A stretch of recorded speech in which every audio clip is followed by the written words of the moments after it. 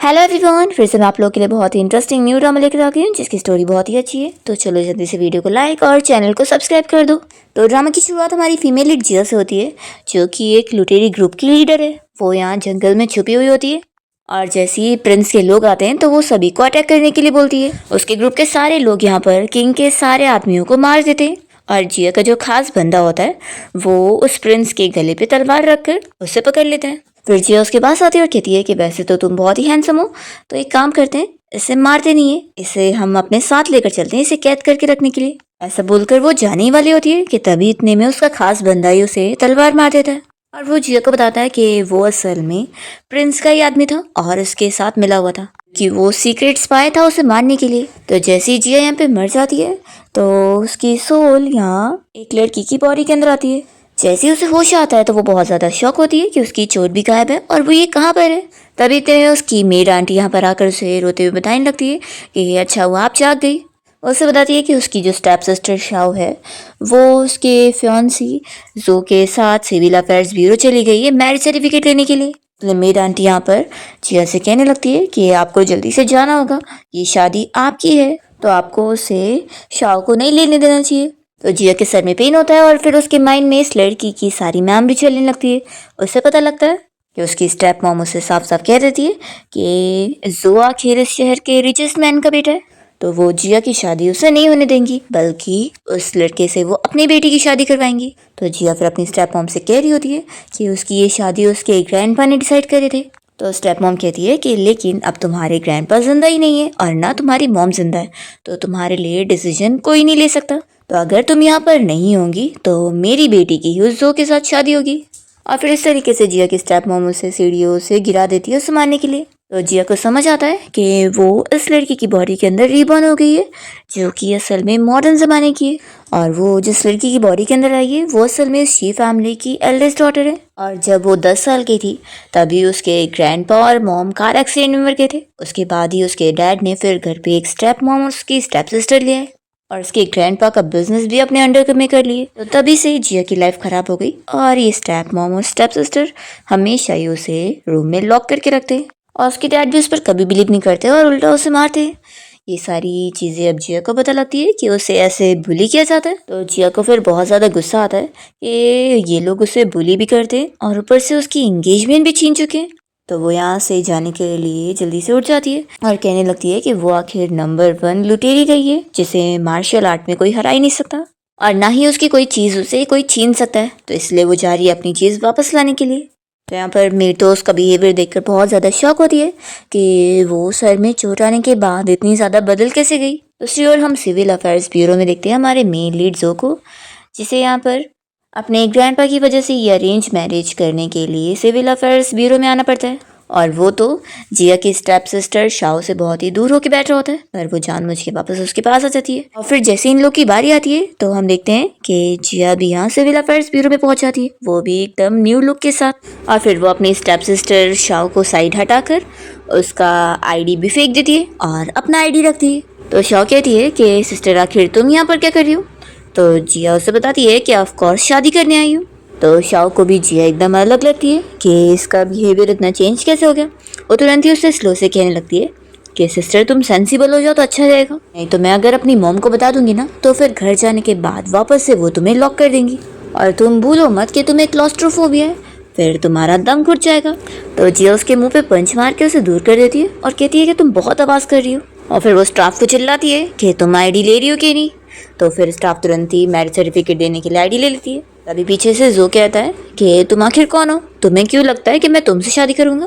तो जिया पीछे मुड़कर जो को देखती है और वो शॉक होती है कि वो बिल्कुल उस हैंडसम प्रिंस की तरह दिख रहा है। तो उसे देखकर वो अपने आप को थप्पड़ लगाती है और शॉक होती है कि सच में ये तो वही प्रिंस है जिसने मुझे पिछली लाइफ में मार दिया था। जो तो यहाँ पर कह देता है कि क्या तुम दिन के उजालों में यहाँ पर क्राइम कर रही हो, तुम्हें नहीं पता कि कुछ रूल्स होते हैं। शाओ भी कह देती है कि सिस्टर ये सब का कोई फायदा नहीं है, जो तुमसे शादी नहीं करेगा। जिया कहती है कि शादी नहीं करेगा तो मैं इसे चुरा के लेके जाऊंगी। वो जो से सामने से दोबारा पूछती है कि तुम मुझसे शादी करोगे कि नहीं, तो वो फिर से मना ही करता है और कहता है कि मैं भी देखता हूँ कि तुम मुझे कैसे चुरा के लेके जाओगी। तो जिया फिर उसे पंच मारती है। जिसके बाद फिर ये लोग मैरिज सर्टिफिकेट लेकर ही यहाँ घर पहुँचते हैं। जैसे ये लोग गेट पर आते हैं तो जो की मेड उससे बताने लगती है कि उसके मॉम और डैड कब से उसका इंतज़ार कर रहे हैं। और वो जिया को देख कर कहती है कि अच्छा तो ये आपकी वाइफ होंगी, ये तो बहुत ज़्यादा ही डोमिनरिंग लग रही है। तो जिया कहती है कि हाँ तुम्हारा टेस्ट अच्छा है, और फिर वो अंदर जाने लगती है। तो जो सोच रहा होता है कि अगर ग्रैंडपा ने मुझे पॉकेट मनी के नाम पर धमकी ना दिए होते तो मैं ऐसी लड़की से शादी ही नहीं करता। लेकिन देखना अब ग्रैंडपा को जब पता लगेगा कि इस लड़की ने मुझे इस तरीके से मारी है तो वो पक्का मुझे इस चुड़ैल लड़की से डिवोर्स दिलवा देंगे। यहाँ घर पे हम देखते हैं कि जो की मॉम यहाँ पर ग्रैंडपा से कह रही होती है कि डैड आपको जो को ऐसे शादी के लिए नहीं फोर्स करना चाहिए था। अब देखो अगर वो शादी भी कर लिया और अगर उस शी फैमिली की डॉटर को कोई चोट पहुंचा दिया तो फिर हम शी फैमिली को क्या ही एक्सप्लेनेशन देंगे। जो के डैड भी यहाँ पर अपने डैड से कह रहे होते हैं कि हाँ डैड मुझे भी लगता है कि हमें जो की फोर्सली उस लड़की से शादी नहीं करवानी चाहिए थी। मैंने सुना कि वो शी फैमिली की डॉटर बचपन से ही बहुत ज़्यादा ही कमज़ोर रही है, तो ऐसी कमज़ोर लड़की को तो हमारा जो बहुत ज़्यादा बुली करेगा। तो ग्रैंडपा फिर इन लोग को चिल्लाते हैं कि तुम लोग अब बस करो, तुम लोगों ने जो को बिगाड़ के रख दिया है। वो 25 साल का हो चुका है, ना कुछ काम करता है, बस खाता पीता घूमता रहता है। तो ऐसा लड़का अगर शादी नहीं करेगा तो वो कोई काम का ही नहीं होगा। तो जो के डैड ग्रैंडपा से कह रहे होते हैं कि डैड अभी वो सिर्फ 25 साल का है, कितना छोटा है अभी वो। तो ग्रैंडपा कहते हैं कि जब मैं 25 साल का था तो तुम इतने बड़े हो चुके थे कि काम भी करते थे, और जब तुम 25 साल के थे तो बहुत सारी लड़कियों को लाया करते थे। इसलिए ग्रैंडपा इन लोगों को चुप करा देते हैं और समझा देते हैं कि अब वो शी फैमिली की डॉटर हमारे घर पे रहने के लिए आ रही है, तो मैं चाहता हूँ कि तुम लोग उसको बहुत ही अच्छे से ट्रीट करो, उसे कोई सफ़र नहीं होना चाहिए, समझ गए। तभी फिर जिया अंदर आती है और इतने में जो भी आता है और अपने ग्रैंडपा को रोक के दिखाने लगता है कि ग्रैंडपा देख लो मेरे हैंडसम फेस का क्या हाल हो गया है। आज तक मैंने बचपन से कभी इतनी ज्यादा बेइज्जती नहीं सहा, ऊपर से मुझे एक लड़की ने मारी है, लड़की ने। तो जो की मॉम डैड उसकी फिक्र करने लगते हैं और कहते हैं कि तुरंत ही हमें डॉक्टर को बुलाना चाहिए। तो ग्रैंडपा चिल्लाते हैं कि डॉक्टर की जरूरत नहीं है, बस थोड़ा सा आग को सेकेगा तो ठीक हो जाएगा। तभी जो की मॉम उसे पूछने लगती है कि बेटा तुम्हें किसने मारा है। तो जो बता देता है कि इस लड़की ने। और वो मनी मन बहुत ज़्यादा खुश होता है कि आखिर मैं 5 जनरेशन के बाद एक लौता बेटा पैदा हुआ, मेरा तो एक बाल भी कोई बाका नहीं कर सकता। तो इस लड़की की इतनी हिम्मत, अब देखना इसके साथ क्या होगा। तब यहाँ पर जो की मॉम तो को चिल्लाने लगती है कि आखिर तुम हो कौन, तुम्हारी हिम्मत कैसे हुई मेरे बेटे को मारने की, रुको मैं अभी पुलिस को कॉल करती हूँ, तुम्हें तो जेल ही होगी। तो ग्रैंडपा जो के मॉम डैड को चिल्लाते हैं कि तुम लोग को पता नहीं है तुम लोग का बेटा कैसा है। ग्रैंडपा फिर जिया से पूछते हैं कि क्या वही शी फैमिली की डॉटर है, तो वो हाँ बोलती है और अपना नाम बताती है। तो ग्रैंडपा से पूछते हैं कि उसने जो को क्यों मारी, तो बताती है कि वो शादी के लिए नहीं मान रहा था, तो जब तक वो नहीं मान गया तब तक उसने उसे मारी है। फिर जो की मॉम तो बहुत ही गुस्से में कह देती है कि मैं ऐसी रूड और डिसरिस्पेक्टफुल लड़की को कभी अपनी डॉटर इन लॉ नहीं बनने दूंगी। और फिर जो के डैड तो ऑर्डर देने लगते हैं कि गार्ड से इस लड़की को पकड़ के यहाँ से बाहर निकालो। तो जो तो बहुत ही ज़्यादा खुश हो रहा होता है कि हाँ जल्दी निकालो। तभी जैसे ही दोनों गार्ड यहाँ पर जिया को पकड़ने आते हैं तो जिया दोनों को एक एक हाथ से उठा लेती है और उठा के फिर उन्हें फेंक देती है। तो ये सारे के सारे शॉक हो जाते हैं और डर जाते हैं। जिया फिर मन में सोच रही होती है कि उसकी जो इतनी ज़्यादा वाली सुपर पावर थी वो भी पिछली लाइफ से उसे मिल गई है। और फिर जिया यहाँ जो की तरफ बढ़ने लगती है तो जो तो बहुत ही ज़्यादा डर रहा होता है और कहने लगता है कि तुम क्या करना चाहती हो। वो और उसके मॉम डैड तुरंत ही पुलिस को कॉल करने के लिए बोल रहे होते हैं। तभी जिया ग्रैंडपा को कहने लगती है कि मुझे आपका ये ग्रैंडसन बिल्कुल पसंद नहीं है, और खास करके इसका फेस तो बिल्कुल ही नहीं। तो जो कहने लगता है कि मेरा फेस क्या, हाँ मैं कितना हैंडसम हूँ समझी, अब ये बोलो कि तुम्हें अंगूर नहीं मिल रहे तो तुम उसे खट्टे बोल रही हो। तो जिया उसे साफ कह देती है कि वो बस एक वाइट फेस वाला लड़का है जो कि उसकी नज़रों में कोई खास नहीं है, क्योंकि वो इतना कमज़ोर है कि वो एक मुर्गी तक नहीं मार सकता, तो वो बच्चा क्या ही पैदा करेगा। तो यहाँ पर जो कहने लगता है कि तुमने मुझे क्या समझी हुई हो, मैं बहुत ज़्यादा स्ट्रांग हूँ। तो जिया आगे की लाइन कह रही होती है कि लेकिन अब हमारी शादी हो गई है, तो जब तक मैं ना चाहूँ इसे मुझसे कोई नहीं छीन सकता, क्योंकि ये मेरी चीज़ है, मेरी चीज़ को मैं किसी को छीनने नहीं देती। तो जो कहने लगता है कि तुम किसी चीज़ कह रही हो, तो वो कहती है कि तुम्हें कह रही हूँ। तो फिर जो कहता है कि मैं कोई चीज़ नहीं हूँ। तो जिया कहती है कि नहीं तुम हो। तो जो भी कहने लगता है कि मैं एक इंसान हूँ, कोई चीज़ नहीं, और मैं भी कोई तुम जैसी लड़की के साथ रहना नहीं चाहता हूँ। वो तुरंत ही अपने ग्रैंडपा को कहने लगता है कि ग्रैंडपा देख लो, ऐसा नहीं है कि मैंने आपकी बात नहीं सुना, मैंने तो आपकी बात सुन के इससे शादी भी कर लिया, लेकिन ये कितनी ज़्यादा डरावनी है। अगर मैं इसके साथ रहूंगा तो ये तो हर रोज़ मुझे मारेगी। तो ग्रैंडपा आप तो नहीं चाहेंगे ना कि आपके इतने प्यारे से ग्रैंडसन को कुछ हो जाए और वो इतनी यंग टाइम में मर जाए। ऐसा बोलकर वो झूठा रोने का नाटक कर रहा होता है। तो उसके मॉम डैड तो उसकी फिक्र करने लगते हैं और ग्रैंडपा को मनाने लगते हैं कि डैड ये हमारा इकलौता बेटा है और ये हमारे लिए बहुत ही प्रीशियस है। तब इतने में ग्रैंडपा खड़े हो जाते हैं और हाँ बोलते हैं। तो जो बहुत ज़्यादा खुश हो जाता है कि ग्रैंडपा आप मेरी इस लड़की से डिवोर्स दिलवाने के लिए इतनी जल्दी मान गए। वो बहुत ज़्यादा खुश होकर स्लो से कहने लगता है कि मुझे नहीं पता था कि ये खुशी इतनी जल्दी आ जाएगी। और फिर वो बड़े एटीट्यूड में यहाँ पर जिया को देख रहा होता है कि अब उसके ग्रैंडपा उसे छोड़ने वाले नहीं है। पर यहाँ पर ग्रैंडपा तो कह देते हैं कि मुझे तुम जैसी ही स्ट्रॉन्ग और डोमिनेटिंग लड़की की जरूरत थी मेरी ग्रैंड डॉटर इन लॉ की पोजीशन के लिए। तो पूरी फैमिली मेंबर से सुनकर शॉक हो जाते हैं और फिर ग्रैंडपा हंसते हुए कहने लगते हैं कि फाइनली अब जाकर मुझे कोई मिला है जो मेरे इस कोई काम के नई ग्रैंडसन को तमीज सिखाएगी। और ग्रैंडपा गुस्से में कह देते हैं कि जो भी इस शादी के खिलाफ जाएगा वो इस घर से निकल के जा सकता है। तो फिर उसके मॉम डैड चुप हो जाते हैं और जो बेचारा शॉक में चला जाता है। फिर ग्रैंडपा जिया की केयर करने लगते हैं और उससे पूछते हैं कि ग्रैंड डॉटर इन लॉ तुम थक गई होंगी ना, तो क्या तुम्हें रूम में जाना है रेस्ट करने के लिए। तो जिया पूछती है कि आपका रूम में रेस्ट करने से मतलब है कि वेडिंग नाइट।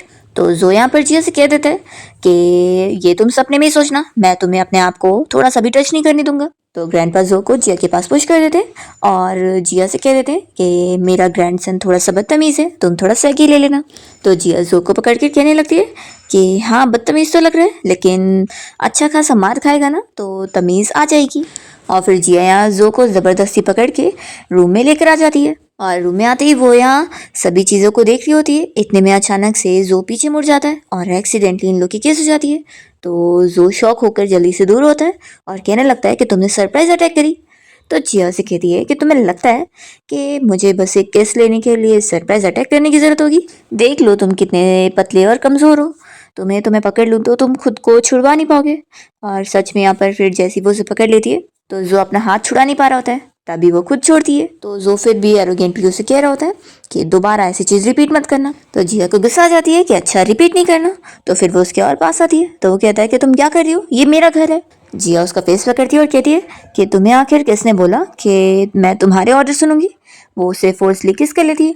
तो जो शौक रह जाता है कि अब मैं क्लीन नहीं रहा और यहाँ पर जियो से कह देती है कि मैं जो चाहे वो कर सकती हूँ। तभी जो जल्दी से रूम से बाहर भागता है और उसे झाँक कर कहने लगता है कि देख लेना तुमसे तो मैं डिवोर्स लेके रहूँगा। और फिर वो तो बाहर से रूम को लॉक ही करवा देता है। तो मेड कहने लगती है कि वो ऐसे अपनी वाइफ को लॉक कर रहा है, ये बिल्कुल सही नहीं है। तो जो कहता है कि अगर लॉक नहीं करूँगा तो मेरी इज्जत चली जाएगी और वो चाबी लेकर चला जाता है। पर जिया को तो यहाँ कोई फर्क ही नहीं पड़ रहा होता है। वो तो रूम की सारी चीज़ों को टच करके एक्सपीरियंस करके खुश हो रही होती है और सोचने लगती है कि वैसे तो मुझे इस ओरिजिनल ओनर की सारी मेमोरी मिल चुकी है, पर फिर भी ये मेरे लिए एक मॉडर्न ज़माना है तो मुझे थोड़ा सा चीज़ों को यूज़ करने का एक्सपीरियंस आना चाहिए। वो यहाँ पर नल को चालू करना सीख रही होती है, अलग अलग चीज़ें चलाना सीख रही होती है और फिर बेड पर लेट कर वो एंजॉय कर रही होती है। फिर जो अपने फ्रेंड लोग के साथ क्लब में पार्टी करने गया होता है और उसके फ्रेंड तो खुश होकर उसके लिए हैप्पी वेडिंग की यहाँ पर सेलिब्रेशन मना रहे होते हैं। अभी जो के पास एक लड़की बैठने लगती है तो वो तुरंत ही उसे दूर कर देता है। जो का फ्रेंड कहता है कि वैसे शादी के फर्स्ट डे तो अपनी ब्राइड को छोड़कर यहाँ अकेले पार्टी करने आए, तो क्या सिस्टर इन लॉ प्रिटी नहीं है। तो यहाँ पर जो फिर जिया के बारे में सोचने लगता है और कहता है कि तुझे लगता है मैं ऐसे टाइप का हूँ जो किसी लड़की में इतनी जल्दी इंटरेस्टेड हो जाऊंगा। उसका फ्रेंड कहता है कि 12 बज रहे और तू श्योर है कि तू इतने बजे अपनी वेडिंग नाइट मनाने नहीं जाएगा, तो कहीं सिस्टर इन लॉ गुस्सा तो नहीं होगी। जो कहता है कि वो क्या ही गुस्सा हो लेगी, मैं आज रात कहीं नहीं जाने वाला हूँ, मैं यहीं पार्टी करूंगा। और फिर वो मज़े में डांस वगैरह भी कर रहा होता है। पर फिर वो टाइम पर यहाँ घर आ जाता है और रूम के बाहर आकर ही डर रहा होता है कि वो कैसे अंदर जाएगा। तभी वो मेड से पूछता है कि वो सच में कोई भी हंगामी नहीं करी उसने। तो मेड कहती है कि हाँ वो तो आराम से अपने रूम में। जो कहता है कि ग्रैंडपा ने भी कुछ नहीं बोले। तो मेड बताती है कि ग्रैंडपा ने तो कहा है कि आप दोनों को बिल्कुल भी डिस्टर्ब ना किया जाए और अच्छे से रूम में रेस्ट करने दिया जाए। तो जो खुश होता है कि मैं तो फालतू में टेंशन ले रहा था, मुझे तो लगा था कि मैं अभी वापस आऊँगा तो मुझे बहुत ही मार पड़ने वाली है। इतने में अचानक से दरवाज़ा खुल जाता है और जिया बाहर आ जाती है। जो तो उसे पीछे देखकर फिर डर जाता है और फिर जिया अपनी चप्पल निकाल लेती है उसे मारने के लिए। तो वो डर कर पीछे हो रहा होता है और कहने लगता है कि देखो आगे मत बढ़ना। वो एक तलवार उठा लेता है खुद को प्रोटेक्ट करने के लिए और बताने लगता है कि तुम्हें पता नहीं है मेरे जो पूर्वज है वो बहुत ही अच्छे फाइटर थे और वो ना लुटेरों को भी मार गिराते थे। तो मुझसे पंगा लोगी तो मैं भी तुम्हें मार सकता हूँ, मेरे पास उनकी स्पेशल तलवार भी है। तो जिया तो बस अपने हाथ से उस तलवार को तोड़ देती है। तो जो शौक रह जाता है और फिर जो टेंशन लेने लगता है कि अब तो ये ग्लू से भी नहीं चिपकेगा, अब मेरा क्या होगा। फिर जिया अपने बाल को टाई कर लेती है और जो से कहती है कि अब तुमने अपने पूर्वज का नाम ले ही लियो तो मेरा भी खून खौल चुका है, अब मैं तुम्हें छोड़ने वाली नहीं हूँ। वो उसे खूब मारने लगती है और उससे अपना पूरा बदला निकाल कर वो फिर जाकर रुकती है। और मेड तो ये सब देखकर शौक हो गई होती है। जिया उसे कह देती है कि मुझे भूख लगी है, जाओ मेरे लिए कुछ खाना बनाओ। तो मेड जो कि जो को उठाने में लगी थी वो भी डर के मारे अपना किचन में चली जाती है और जो चिल्लाकर कहने लगता है कि तुम बचोगी नहीं। फिर नेक्स्ट डे वो अपने ग्रैंडपा के सामने वो टूटी हुई तलवार रख के बैठ जाता है और उसके ग्रैंडपा फिर इसे अच्छे से देख रहे होते हैं। तभी जिया सोकर रूम से बाहर निकलती है और इन लोग के पास आके बैठ जाती है। तभी ग्रैंडपा उसे पूछने लगते हैं कि ग्रैंड डॉटर इन लॉ कल रात तुम अच्छे से सोई थी कि नहीं। तो जिया बताने लगती है कि मेरी बैक पूरी दुख रही है। तो फिर ग्रैंडपा हंस कर कहने लगते हैं कि फिर तो ये सब मेरे ग्रैंडसन का काम है। तो जो कहता है कि ग्रैंडपा आप क्या सोच रहे हैं, ऐसा कुछ नहीं है। तो जिया बताती है कि असल में उसे बैट कुछ ज़्यादा ही सॉफ्ट लग रहा था इसलिए वो ठीक से सो नहीं पाई और बैक भी उसकी दुख रही है। तो ग्रैंडपा कह रहे थे कि वो बैट को चेंज करवा के उसकी पसंद के हिसाब से करवा देंगे। तो जो मना करने लगता है कि ग्रैंडपा आप ऐसा नहीं कर सकते, मैंने स्पेशली उस बैट को अब्रॉड से मंगवाया था अपने लिए। तो ग्रैंडपा जो को चिल्लाने लगते हैं कि तुम तो चुप ही बैठो, एक तो मैंने अभी तुम्हें डांटा नहीं हो, तुमने मेरी इतनी प्रीशियस तलवार तोड़ दी हो। तो जो कहने लगता है कि ग्रैंडपा मैंने बोला ना इसे मैंने नहीं तोड़ा हूँ। तभी यहाँ पर जिया बता देती है कि इसे मैंने तोड़ी हूँ। तो जो कहता है कि सुने ना आपने ग्रैंडपा, देखा मैंने इसे नहीं तोड़ा था। तभी यहाँ पे ग्रैंडपा तो जिया से अच्छे से बात करने लगते हैं और कहते हैं कि जो ने तुम्हें कहीं चोट तो नहीं पहुंचाया। तो जिया कहती है कि नहीं मैं ठीक हूँ। तो जो कहता है कि ग्रैंडपा अभी आप मुझे तो इस तरीके से ट्रीट नहीं कर रहे थे।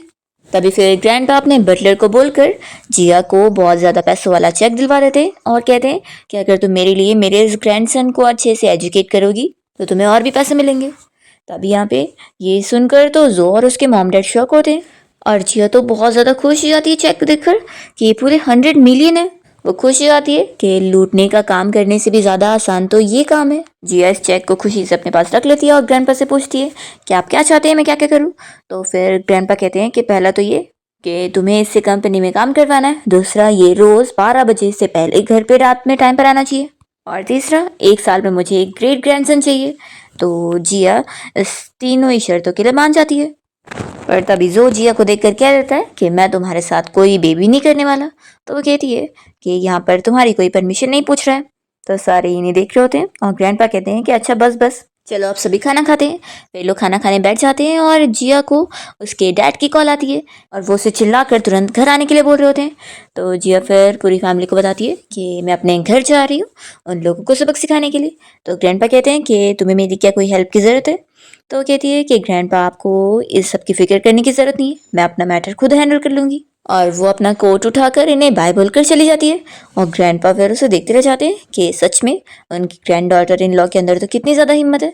लेकिन ग्रैंडपा फिर उसके बारे में फिक्र भी करने लगते हैं और कहते हैं कि जब वो छोटी थी तभी उसके ग्रैंडपा और मॉम की कार एक्सीडेंट में मौत हो गई थी, जिसके बाद उस फैमिली में उसके एक भी दिन अच्छे नहीं रहे। और पहला तो उसकी स्टेप सिस्टर ने उसकी शादी चुराने की कोशिश करी है और दूसरा वो लोग उसे घर बुला रहे हैं तो पक्का वो लोग उसे मारने की कोशिश कर सकते हैं। जो ये सुनते के साथ ही फिर सोचने लगता है कि मैंने भी सुना था कि जिया की जो स्टेप मॉम है वो उसे बहुत ही बुरी तरीके से ट्रीट करती थी। लेकिन वो फिर सोचने पड़ जाता है कि वो तो इतनी ज़्यादा गुस्से वाली है तो उसे कौन ही मार पाएगा। फिर जिया अपने घर पहुंचती है तो दिखती है कि उसकी स्टेप मॉम यहाँ पर उसकी मेड को चिल्ला रही होती है। तभी मेड जिया को देखते के साथ ही उसे यहाँ से जल्दी जाने को बोल रही होती है। तो स्टेप मॉम को गुस्सा आता है और वो इस मेड के ऊपर हाथ उठाने जा रही होती है। तो जिया उन्हें पुश कर देती है। तो स्टेप मॉम बहुत ही गुस्से में फिर जिया को वापस थप्पड़ लगाने आती है तो वो उनका हाथ पकड़ के रोक देती है और उन्हें फिर नीचे गिरा देती है।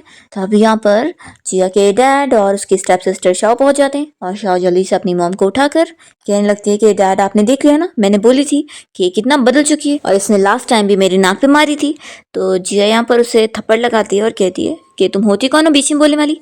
तो जिया के डैड उसे गुस्से में चिल्लाते हैं तो उन्हें भी वो गुस्से में देखती है। तो उसके डैड सोचने पड़ जाते हैं कि इसका ऑरा इतना स्ट्रॉन्ग कैसे हो गया। वो फिर भी कह देते हैं कि क्या तुम अपने डैड को भी मारने का सोच रही हो, भूलो मत कि मैं इस फैमिली का हेड हूँ।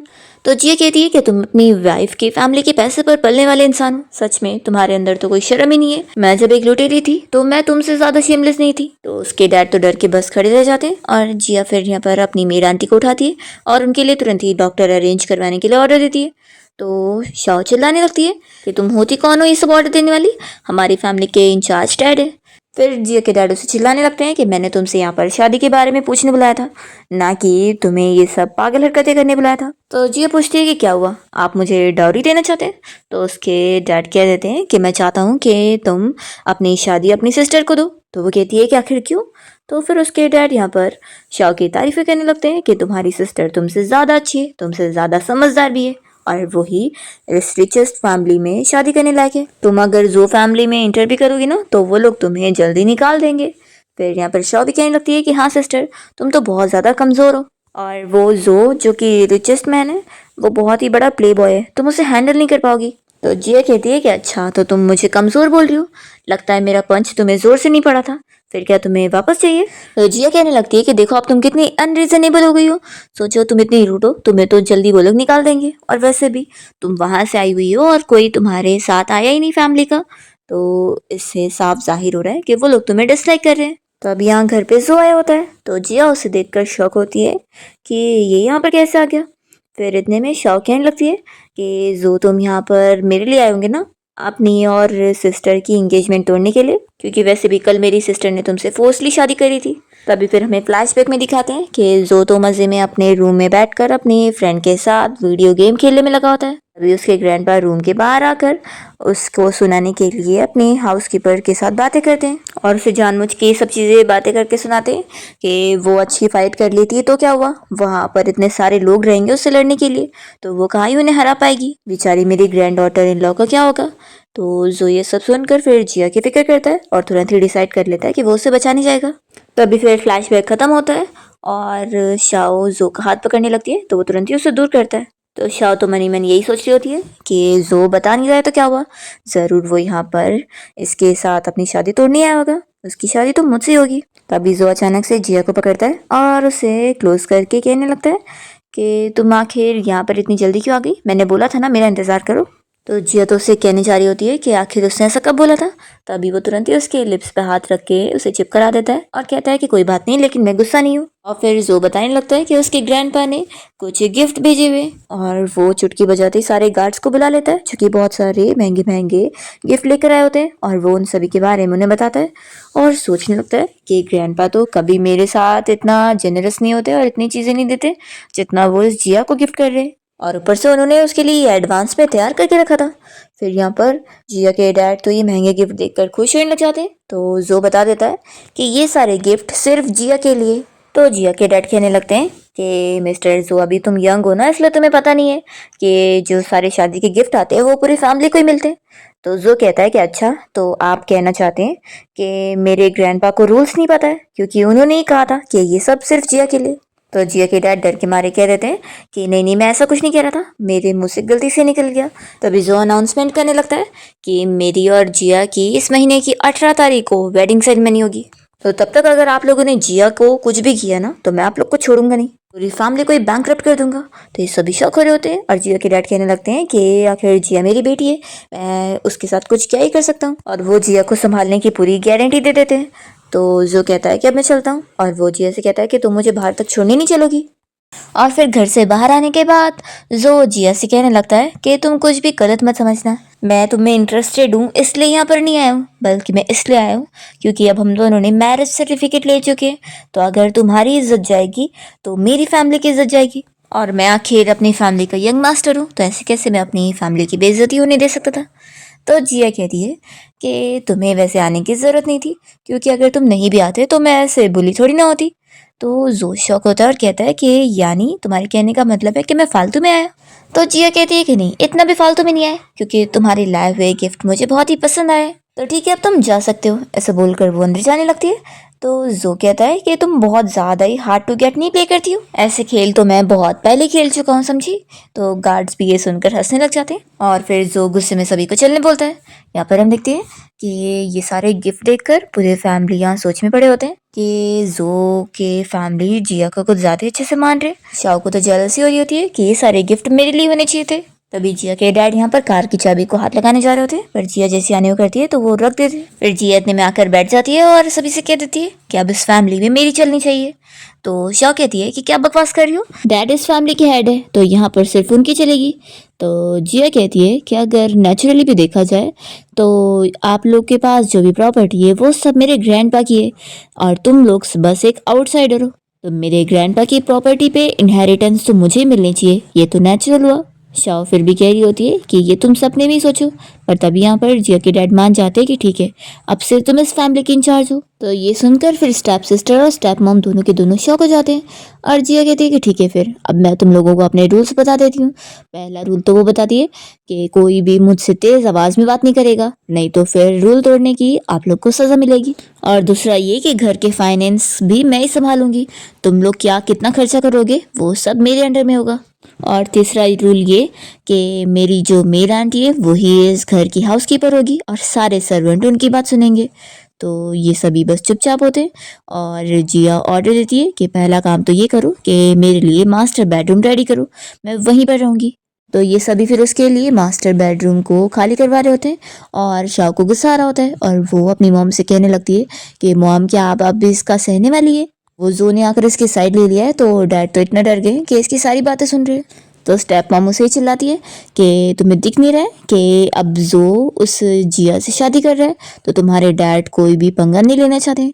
तो शाओ कहने लगती है कि मॉम क्या हम सच में उस जिया की शादी जो फैमिली में होने दे देंगे, फिर तो वो और भी ज़्यादा एरोगेंट हो जाएगी और हम पर अपने हुक्म जताएगी। तो मॉम कहती है कि फिक्र मत करो, जो फैमिली में सिर्फ तुम्हारी शादी होगी। तभी इतने में जिया अपने रूम में जाने के लिए यहाँ पर आती है और इन लोगों को अपना साइड होने बोल देती है। तो वो लोग डर के मारे पीछे हो जाते हैं और जिया फिर अपने रूम में चली जाती है। नेक्स्ट सीन में हम देखते हैं कि जो अपने फ्रेंड के साथ बोर्ड गेम खेलने गया होता है और उसका फ्रेंड कह रहा होता है कि तू यहाँ पर खेलने आ गया, क्या सिस्टर इन लॉ अब तुझे कुछ बोलने वाली नहीं है। तभी इतने में एक स्टाफ आकर बताती है कि एक लड़की जो से मिलने आई हुई है। तो यहाँ पर जो और उसके फ्रेंड को लग रहा होता है कि उसकी वाइफ आई होगी तो वो आने के लिए बोल देता है, पर यहाँ पर तो जिया नहीं बल्कि शाओ आई होती है। तो जो तो इसे देखकर गुस्सा होता है कि तुम यहाँ पर क्या कर रही हो। फिर शाओ बताने लगती है कि मेरी फैमिली ने मुझे यहाँ पर आपको बुलाने के लिए भेजा है। तो जो साफ मना कर देता है कि मैं वहाँ पर नहीं जाऊँगा। तो शाओ खुश होने लग जाती है कि मुझे पता था कि ये कोई मेरी सिस्टर से शादी नहीं करेगा और इसने बस अपने ग्रैंडपा को खुश करने के लिए जाकर मैरिज सर्टिफिकेट ले लिया।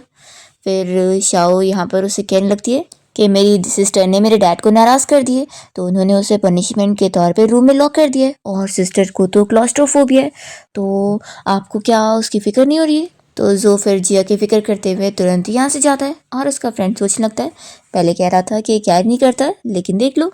और फिर यहाँ शाओ जो को जिया के रूम के बाहर ले आती है और कहती है कि सिस्टर अंदर रूम में ही है। फ्लैशबैक में हमें दिखाते हैं कि इसने अपनी मॉम के साथ मिलकर कुछ प्लानिंग करी होती है एक सूप में ड्रग मिलाने की और जिया की रेपुटेशन खराब करके जो को दिखाने की। तो यहाँ पर फिर जैसे ये लोग जिया के रूम में आते हैं तो देखते हैं कि जिया ने तो उस बंदे की खूब सारी पिटाई कर चुकी होती है और वो उससे माफ़ी मांग रहा होता है उसे छोड़ने के लिए। तो शाओ सोचती है कि ये कैसे हो गया, वो मेडिसिन इतनी पावरफुल थी तो इसके ऊपर काम क्यों नहीं करी। तभी फिर यहाँ पर स्टेप मॉम भी आ जाती है और वो भी ये देखकर शॉक होती है। फिर जिया याद करने लगती है और हमें फ्लैशबैक में दिखाते हैं कि वो इस ज़माने की बुक्स पढ़कर ये सब स्टडी कर रही होती है कि इस ज़माने में अपनी चीज़ों को भी रिटर्न लेने के लिए लूटा नहीं जा सकता है। तो उसकी मेड आंटी फिर उसके लिए रोने लगती है कि हमेशा से ही उसकी ये स्टेप मॉम और स्टेप सिस्टर उसे बुली करते हैं पर अब वो कितनी स्ट्रांग हो गई है। तो जिया कहती है कि फिक्र मत करो, अब मुझे कोई भी बुली नहीं कर सकता। तभी बाहर से शाओ की आवाज़ आती है और वो कहने लगती है कि सिस्टर मैं तुम्हारे लिए सूप लेकर आई हूँ। तो मेरी आंटी तुरंत यहाँ पर जिया को कहने लगती है कि आप प्लीज़ सूप मत पीना, ज़रूर सूप में कुछ मिला हुआ होगा। फ्लैशबैक खत्म होता है और जिया की स्टेप मॉम और स्टेप सिस्टर अपना उसे फंसाने की कोशिश कर रहे होते हैं। वो इस बंदे के साथ रूम में क्या कर रही थी, हाँ वो तो उसे पसंद करता है ना। तो जिया उन लोग की पोल खोलने लग जाती है कि तुम लोगों ने जो इसे यहाँ पर भेजने का काम करे थे वो सभी को पता लगना चाहिए। वो एविडेंस के तौर पे उस सूप को भी मंगवा लेती है। तो ये लोग शौक होते हैं कि जिया ने असल में वो सूप पी नहीं थी। शाओ और उसकी मॉम साफ मना कर देते हैं कि उन्होंने सूप में कुछ नहीं मिला है। तो जिया कहती है कि ठीक है फिर, और वो ज़बरदस्ती उसके मुंह में सूप डाल देती है। तो शाओ यहाँ पर शौक हो जाती है और अपनी मॉम से कहने लगती है कि चलो हम लोग जल्दी से हॉस्पिटल चलते हैं। जिया कहती है कि अच्छा अभी तो तुम कह रही थी कि कुछ मिला ही नहीं है तो हॉस्पिटल क्यों जाना है। वो उन लोगों की पोल खोल देती है। तो यहाँ पर डैड गुस्से में फिर इन्हें थप्पड़ लगाते हैं। तो स्टेप मॉम कहने लग जाती है कि हस्बैंड माना कि इसमें शाओ की गलती है, लेकिन आखिर ये तुम्हारी बेटी है ना, तो तुम्हें ऐसा नहीं करना चाहिए। तो फिर डैड यहाँ पर जिया को मनाने लग जाते हैं कि आखिर ये तुम्हारी सिस्टर है ना, तो अपने डैड के लिए सिस्टर को माफ़ कर दो और उसे हॉस्पिटल जाने दे दो। जिया कहती है कि मैं जाने दे सकती हूँ, लेकिन एक ही शर्त पर कि इसे पनिशमेंट के तौर पर जो आपने इसके बर्थडे पर 5% शेयर दिए थे वो आप मेरे नाम पे करो, और या तो फिर इसे रूम में लॉक कर दो। तो स्टेप मॉम गुस्सा होने लग जाती है और कहती है कि तुम अपने आप को क्या समझती हो, तुम तो अब इस फैमिली के इंचार्ज भी नहीं हो, तुम्हारे डैड है, और अब तो तुम्हारे ग्रैंडपा की जो पूरी कंपनी वो तुम्हारे डैड के ही नाम है। तो अगर तुम्हारे डैड चाहे ना तो वो तो कब का तुम्हें मार चुके होते, पर इस जो फैमिली की वजह से वो तुम्हें सह के ले रहे, समझ गई। तो जो जिया को प्रोटेक्ट करने के लिए उसके सामने आ जाता है और कहता है कि अब आपने अपने मुंह से बोल दिया कि मेरी फैमिली की वजह से आप जिया को एक हाथ भी नहीं लगा सकती है, तो संभल के रहना, क्योंकि जिया को प्रोटेक्ट करने के लिए मैं यहाँ पर हूँ। तो डैड फिर मान जाते हैं और तुरंत ही लॉयर को कॉल करके वो शेयर एग्रीमेंट तैयार करने बोल देते हैं, और फिर उसके बाद शाओ को साइन करना पड़ता है और जिया को फिर वो शेयर्स मिल जाते हैं। तो स्टेप मॉम गुस्से में कहती है कि क्या आप शाओ हॉस्पिटल जा सकती है। तो जिया कहती है कि जा तो सकती है, लेकिन उसकी ज़रूरत नहीं है क्योंकि उस सूप में कोई मेडिसिन मिला ही नहीं हुआ था। तो यहाँ पर शाओ कहती है कि मैंने खुद अपने हाथों से मिलाई थी, तो कैसे नहीं मिला सकता है। तो जिया कहती है कि देखो अब तो तुम खुद ही बोल रही हो, लेकिन मैं तुम्हें बता दूं कि जो तुमने सूप पी थी ना वो तुम्हारा वाला था ही नहीं, मैंने कब का उसे चेंज कर दी थी। तो शाओ गुस्से में चिल्लाती है कि तुमने मुझे फूल बनाई। तो जिया कहती है कि तुम खुद स्टूपिड हो, तो मैं क्या करूँ। फिर शाओ जिया के डैड को कुछ कहने लगती है, तो वो कह देते हैं कि आप कितना एम्बेरस करोगी, जाओ अपने रूम में। तो वो चली जाती है और यहाँ पर फिर जिया के डैड जो से कहने लगते हैं कि सॉरी आपको ये सारी एम्बेरसिंग चीज़ देखने को मिली। तो जो कहता है कि हाँ ये सच में बहुत ही फनी भी था। तभी जिया जो को स्माइल करके देखती होती है, तो वो सोचता है कि मैंने कभी सोचा नहीं था कि ये डरावनी लड़की इतना स्वीटली स्माइल कर सकती है। फिर जिया यहाँ से जो को बाहर तक छोड़ने जाती है और उसे थैंक यू बोलती है। तो वो कहता है कि मैं कोई सपना तो नहीं देख रहा हूँ, तुम्हें थैंक यू भी बोलना आता है, मुझे तो लगा था कि तुम्हें बस अपना हाथ चलाना आता है। तो यहाँ पर जिया फिर उसके मुंह पे थप्पड़ लगा देती है और कहती है कि अब तुम सेटिस्फाइड हो। तो जो बेचारा फिर मार खाने के बाद जा रहा होता है, तभी जिया उसे रोकती है। तो वो खुश होकर पीछे मुड़ता है और कहता है कि तुम मुझे ऐसे क्यों देख रही हो, लगता है मैं बहुत ज़्यादा हैंडसम हूँ। तभी फिर जिया जल्दी से भाग कर आती है और उसे किस कर लेती है। तो जो तो शौक रह जाता है और कहता है कि तुम मुझे ऐसे थैंक्स करने आई थी। तो जिया कहती है कि आखिर ग्रैंडपा चाहते हैं कि जल्दी से उन्हें ग्रेट ग्रैंडसन मिल जाए ना, तो अब से तुम अपना ख्याल रखो। तो वो कहता है कि तुम्हारे कहने का क्या मतलब है, देखो तुम मुझ पर शक कर रही हो, देखो मैं बता दूं कि मैं परफेक्टली हेल्दी हूँ। जिया कहती है कि ठीक है अब जाओ यहाँ से। तो जो फिर उसे बाय बोलकर चला जाता है और जिया उसे जाते हुए देखकर स्माइल कर रही होती है। तभी यहाँ पर उसकी मेड आंटी आ जाती है और कहने लगती है कि मैं आपको कितने टाइम बाद ऐसे स्माइल करते हुए देख रही हूँ, और वैसे आज तो आपने बहुत ही अमेजिंग काम करी और अपने शेयर्स को वापस ले ली, लेकिन आखिर आपके डैड ने वो दे कैसे दिए। तो जिया कहती है कि मेरे डैड एक बिजनेसमैन है, तो वो कुछ ना कुछ तो चालाकी कर रहे होंगे, लेकिन मैं भी हार नहीं मानने वाली हूँ। दूसरी तरफ जो जैसे ही अपने घर के बाहर पहुंचता है तो वो सोचता है कि ये क्या, वो डोमिनेटिंग लड़की मेरे साथ फ्लर्ट कर रही थी और मैं उसकी ट्रिक में आ गया था, मैं कोई उसके साथ बेबी नहीं करूँगा। फिर नेक्स्ट मॉर्निंग हम देखते हैं कि जो जिया और अपने बारे में रोमांटिक सपना देख रहा होता है। तभी इतने में जैसे ही वो उठता है तो देखता है कि जिया यहीं पर ही होती है और वो उसे एक मार के उठाती है। तो जो कहने लगता है कि तुमने मुझे मारी क्यों। तो जिया बताती है कि मैंने तुम्हें इतने देर से आवाज़ दी, तुम उठ नहीं रहे थे। तो फिर वो पूछने लगता है कि तुम यहाँ पर क्या कर रही हो। तो वो बताती है कि चलो जल्दी से रेडी हो जाओ और काम पर चलो। जो मना करने लगता है कि मैं काम पर नहीं जाऊँगा। तो जिया कहती है कि तुम खुद तैयार होगे या फिर मैं तुम्हें तैयार करूँ, और वो फोर्सली तैयार करने की कोशिश करती है। तो जो उसे रोक देता है और कहता है कि नहीं नहीं मैं खुद रेडी होता हूँ। तो जिया यहाँ पर जाते हुए उसे सीटी मार के फ्लर्ट करने लगती है। तो वो जल्दी से अपने आप को छिपा रहा होता है। इसके बाद फिर जो तैयार हो जाता है और जिया उसके साथ कंपनी जाने के लिए कार से निकलती है और ग्रैंड इन लोग को देखकर फिर खुश हो जाते हैं और वो सोचने लगते हैं कि जब जो छोटा था तभी वो अब्रॉड में थे और उसने बचपन में जो चीज़ें फेस किया है उससे वो चाह रहे होते हैं कि वो बाहर आ जाए। फिर कंपनी में हम देखते हैं कि जो आकर अपनी जगह पे बैठ जाता है और कहता है कि मैं कंपनी आ गया हूँ तो क्या हुआ, मैं यहाँ पर काम नहीं करूँगा, मैं तो बस वीडियो गेम खेलूंगा। और वो मज़े में गेम खेलने लग जाता है। तो जिया उसका क्या करे सोच रही होती है।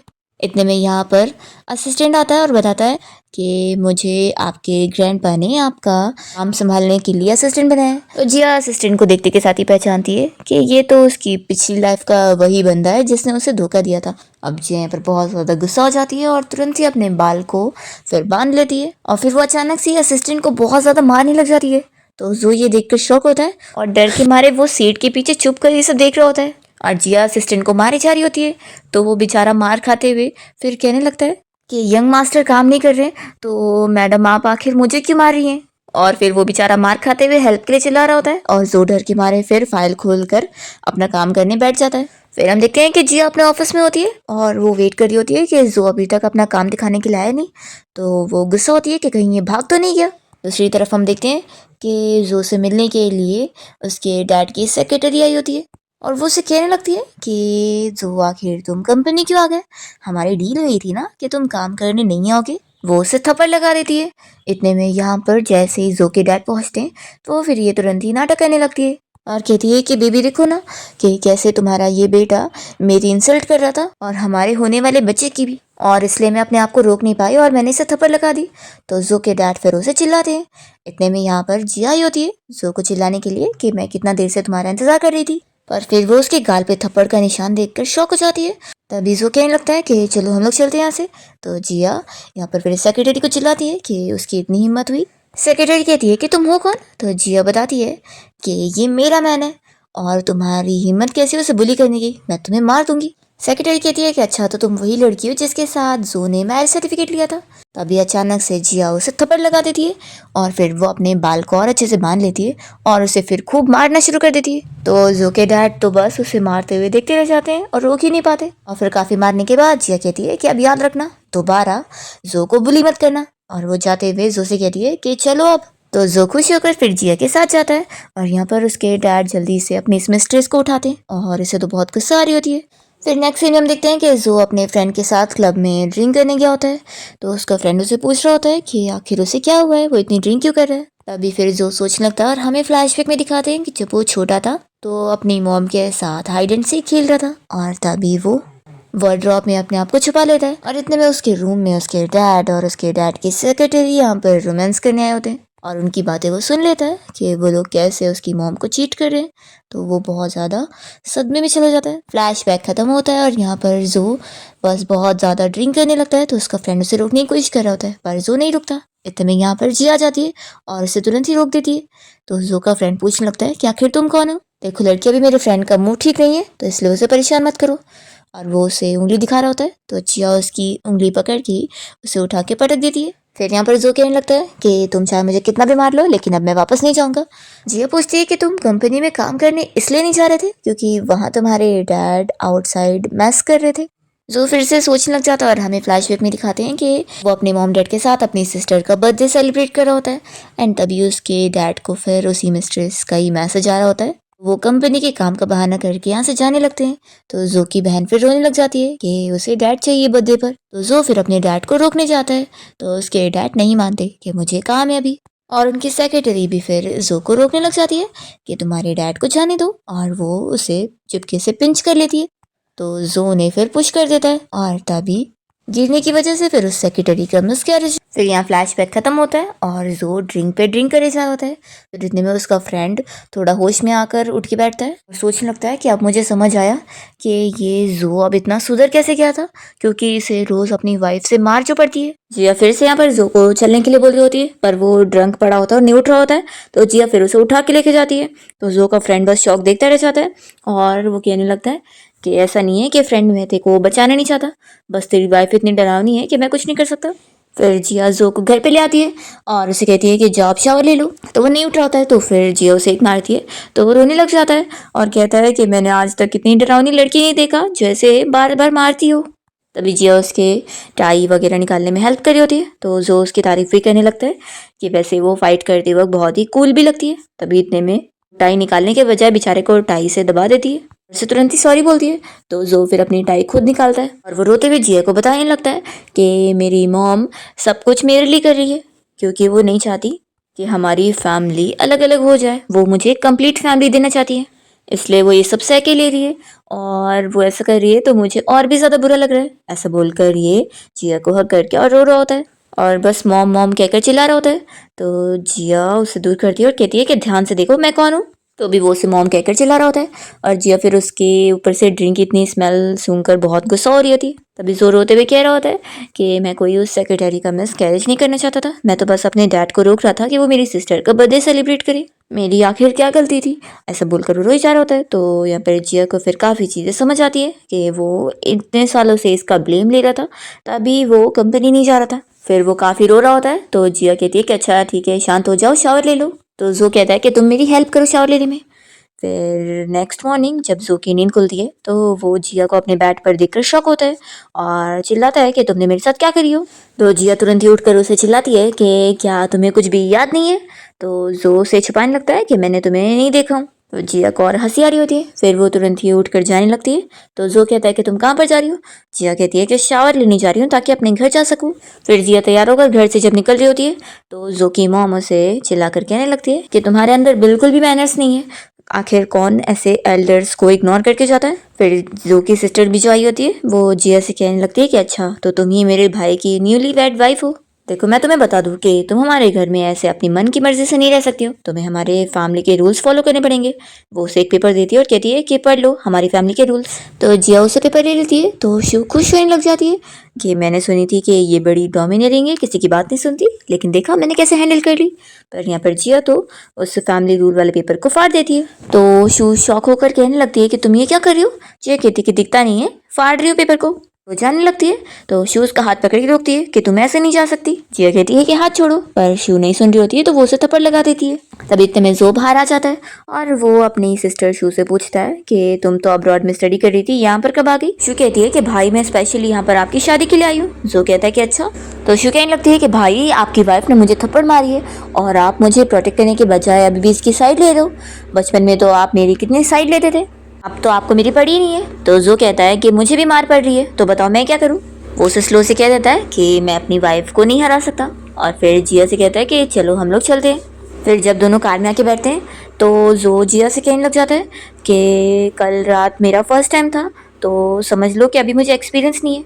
जिया कहती है कि तुम क्या बोल रहे हो, तुम तो 6 सेकंड के अंदर ही सो गए थे। जो ये सुनकर शॉक होता है कि क्या कल रात हमारे बीच में कुछ नहीं हुआ था। तो जिया कहती है कि हुआ था ना, कल तुम इतने ड्रंक हो गए थे कि मुझे हक करके रोए जा रहे थे और मुझे छोड़ ही नहीं रहे थे। तो जो कहता है कि ऐसा कैसे हो सकता है, मैं कभी नहीं रो सकता ऐसे, मैं छोटा बच्चा थोड़ी ना हो जो रोऊंगा।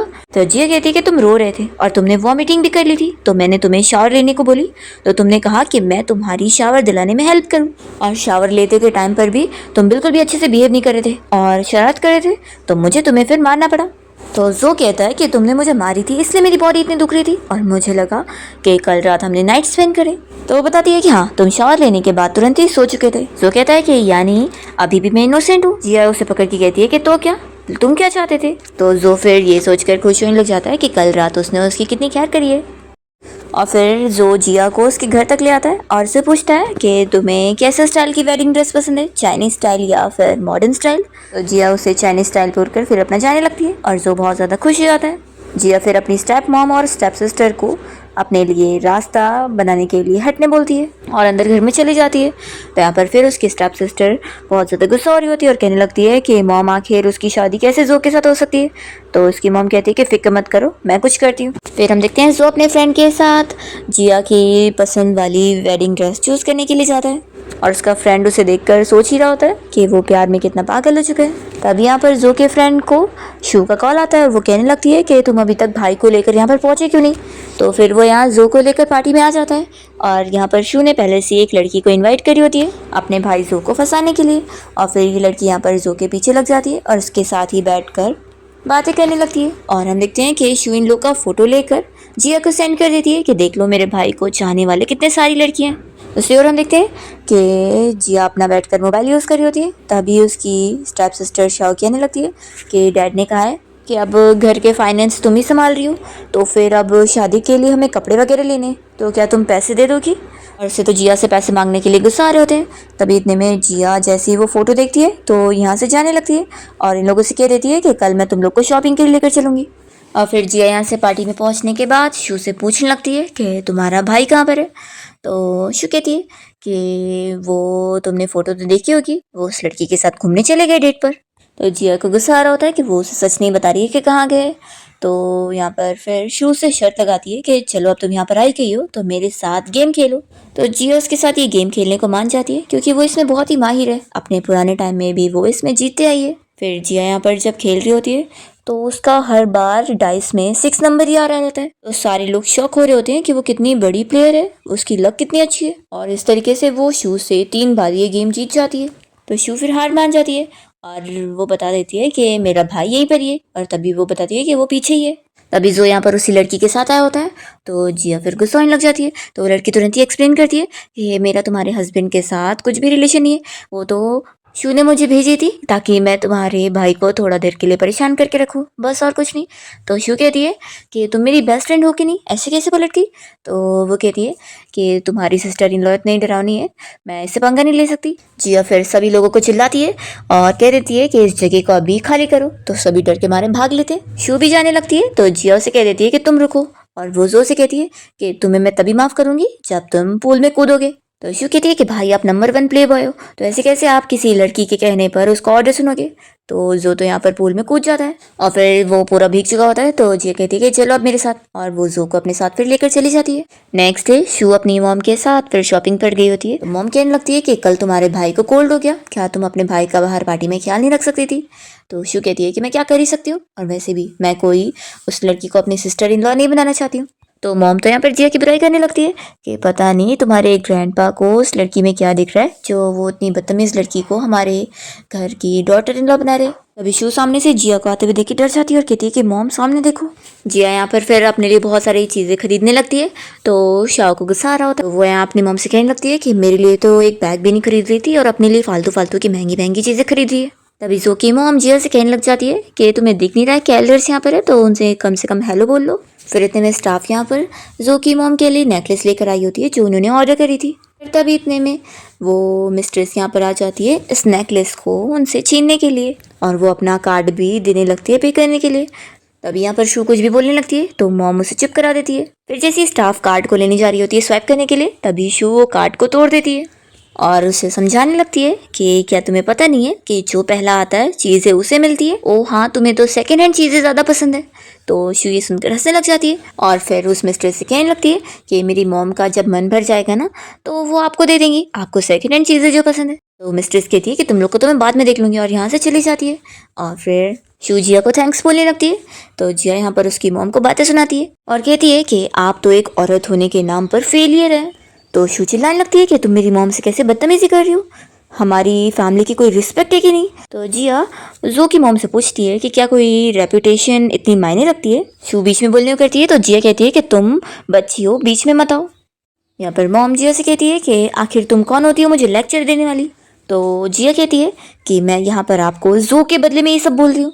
वो उन्हें समझाने लगती है कि आखिर वो ये सब इतना सह क्यों ले रही है।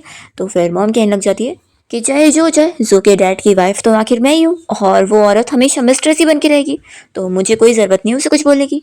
और जो की मॉम यही सब कह रही होती है कि वो अपने बच्चों के लिए ही सब कुछ बना के रख रही है ताकि उन्हें कंप्लीट फैमिली मिले, और आगे चल के उस मिस्ट्रेस का ही सब खराब होगा क्योंकि गलत वो है।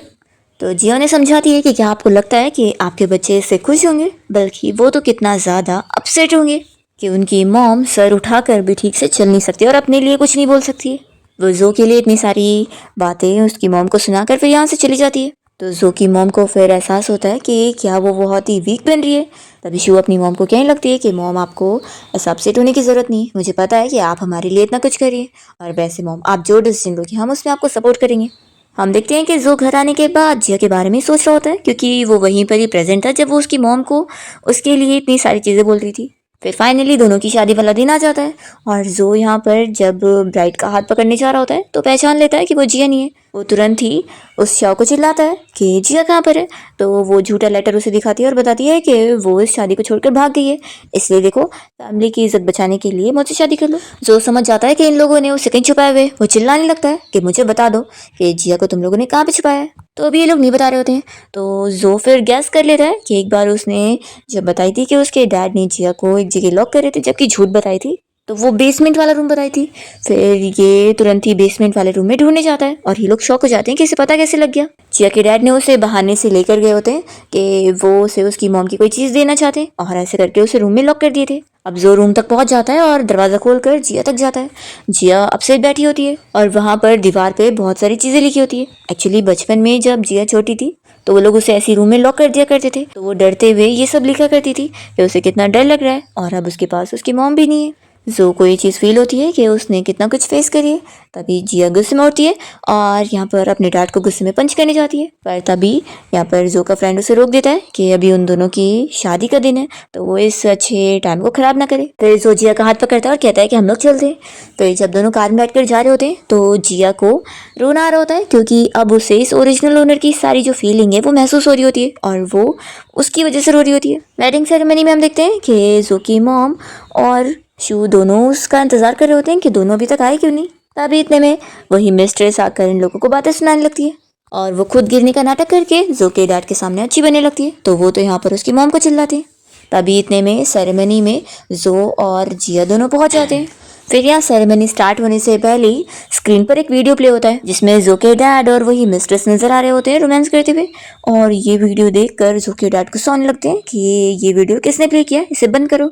और ये काम असल में सेक्रेटरी का ही होता है और वो जानबूझ के जो की मॉम के ऊपर इल्जाम लगा देती है कि उसी ने ये काम करी है उसे बता लेने के लिए। तो जो के डैड तो फिर जो की मॉम को ही चिल्लाते हैं और उन्हें ब्लेम करके कहने लगते हैं कि अभी इसी वक्त यहाँ से निकल जाओ, हमारी कितनी बेइज्जती करवाओगी। तो मॉम फिर रोते हुए कहने लग जाती है कि यहाँ से मैं नहीं बल्कि इस मिस्ट्रेस को जाना चाहिए, ये मेरे बेटे की शादी है। पर यहाँ पर जो के डैड तो उस सेक्रेटरी के प्यार के जाल में इतने फूल बने होते हैं कि यहाँ पर उसकी मॉम को ही ब्लेम करने लगते हैं और उन्हें ढकेल देते हैं। तो जो अपनी मॉम की साइड लेने के लिए आगे बढ़ता है और वो उस मिस्ट्रेस को बातें सुनाता है कि अब और नहीं, वो उसका और सेकेंड ही लेगा।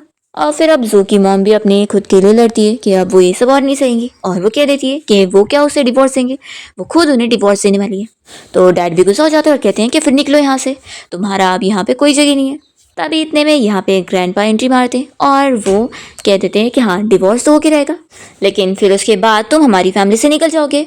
जो के डैड तो शॉक हो जाते हैं और कहने लगते हैं कि डैड आप मेरे साथ ऐसा कैसे कर सकते हो, मैं आपका बेटा हूँ, आप मुझे कंपनी से निकालने की बात कर रहे हैं। तो वो कह देते हैं कि अच्छा हुआ मुझे याद दिलाने के लिए, अब मैं तुम्हें सच में कंपनी से निकाल रहा हूँ और अब मैं अपने ग्रैंडसन को अपना सब कुछ देने वाला हूँ, तुम्हें नहीं, तुम निकल जाओ, तुम इसके लायक ही नहीं हो। तो ये मिस्ट्रेस तुरंत ही जो को मनाने लगती है कि मेरी वजह से अपना और अपने डैड का रिलेशन मत खराब करो और अपने ग्रैंडपा को मना लो। तो वो साफ मना कर देता है कि मैं आपकी बातों में बिल्कुल नहीं मानने वाला हूँ। तो वो कहती है कि तुम्हारी वजह से मेरा बच्चा मरा था। तो जो कहता है कि आपने बचपन से ही मुझे इसी गिल्ट में डाला हुआ था, लेकिन सच तो ये था कि आपने खुद में जो पिंच करी थी तब जाकर मैंने गलती से आपको धक्का दिया था और इतने सालों से आपने मुझे झूठे गिल्ट में डाली हुई थी। वो तो मैं इसलिए कुछ नहीं बोल रहा था क्योंकि मेरी मॉम सब कुछ बना के अच्छे से रहना चाहती थी, लेकिन अब जब मेरी मॉम अपने लिए बोल सकती है तो फिर आखिर मैं क्यों नहीं। और फिर जो यहाँ पर इस मिस्ट्रेस की भी पोल खोल देता है क्योंकि असल में ये वीडियो उसी ने प्ले करवाई थी और वो सीसीटीवी फुटेज दिखा देता है। तो जो के डैड फिर अपनी इस मिस्ट्रेस को चिल्लाने लगते हैं कि उसने ही उनकी बेइज्जती करवाई है। तो फिर वो उनका पैर पकड़ के कहने लगती है कि मैं तुमसे इतना प्यार करती हूँ इसलिए मैंने सब करी। तो वो उसे और चिल्ला के मारते हैं और यहाँ पर जो तो अपनी मॉम की तारीफें कर रहा होता है कि उन्होंने बिल्कुल सही करी है और वो और शू ने पूरा सपोर्ट कर रहे होते हैं। और फिर फाइनली जो और जिया की वेडिंग सेरेमनी स्टार्ट हो जाती है और यहाँ पर जिया तो सभी के सामने जो को किस कर लेती है। तो सारे लोग ये देखते रह जाते हैं और बातें करते हैं कि इन लोग की जोड़ी कितनी परफेक्ट है। फिर जो और जिया अपनी वेडिंग नाइट बनाते हैं और नेक्स्ट मॉर्निंग जब जो उठता है तो बेड पर जिया नहीं बल्कि ग्रैंडपा होते हैं। तो वो बहुत ज़्यादा शॉक हो जाता है। यहाँ पर फिर ग्रैंडपा उसे बताते हैं कि जिया बहुत सुबह सुबह उठ कर ही अपनी कंपनी गई है। फिर हम देखते हैं कि जिया अपने डैड की कंपनी गई होती है क्योंकि अब उसे ग्रैंडपा का सपोर्ट मिल चुका होता है और वो अपनी कंपनी को खरीद ली होती है। तो उसके डैड यहाँ पर अभी कुछ तो प्लानिंग करते हैं और उसके सामने अच्छे से बना के रखते हैं कि वो अभी उसे कंपनी से ना निकाले। और यहाँ पर वो उसकी स्टेप सिस्टर शाओ को सभी के सामने बेइज्जत करके निकाल देते हैं और जिया फिर उन्हें सब नाटक करने देती है। फिर हम देखते हैं कि जो और जिया की मैरिज बहुत ही अच्छी चल रही होती है और जो तो हर वक्त जिया के पीछे लगा होता है, उसके ऑर्डर पे सारी बातें सुन रहा होता है और जिया अपनी कंपनी को भी संभाल रही होती है। पर तभी फिर वो मिस्ट्रेस जो को किडनैप कर लेती है।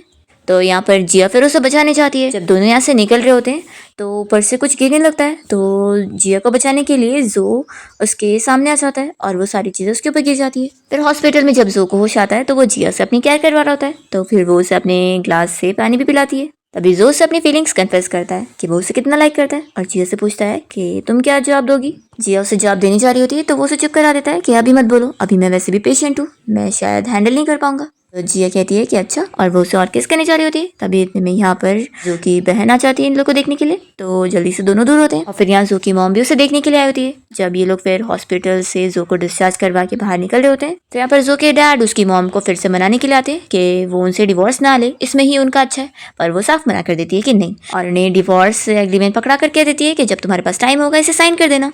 और वो एक दूसरे बंदे के साथ चली जाती है। तो यहाँ पर डैड तो बस गुस्सा हो रहे होते हैं, और शू कहने लगती है कि डैड आपको पता है वो कौन है, वो मेरी मॉम के फर्स्ट लव है, कॉलेज में मेरी मॉम उन्हें बड़ा पसंद करती थी। तो जो के डैड को गुस्सा आ रही होती है। फिर फाइनली हम देखते हैं कि शू अपनी प्लानिंग से अपने डैड से कंपनी छीनने में कामयाब हो जाती है, और उनके खिलाफ वो सारे एविडेंस पुलिस को दे देती है। तो पुलिस उन्हें अरेस्ट करके लेके जाते हैं कि उनकी वजह से ही उनकी वाइफ की मौत हुई है। ऐसे जिया अपनी मॉम को इंसाफ दिला देती है। और फिर हम देखते हैं कि कुछ महीने बीत जाता है और जिया यहाँ ऑपरेशन रूम में होती है। फिर फाइनली जब वो सेफली बाहर आ जाती है तो सभी लोग बहुत ज़्यादा खुश होते हैं कि जिया का बेबी हो गया है।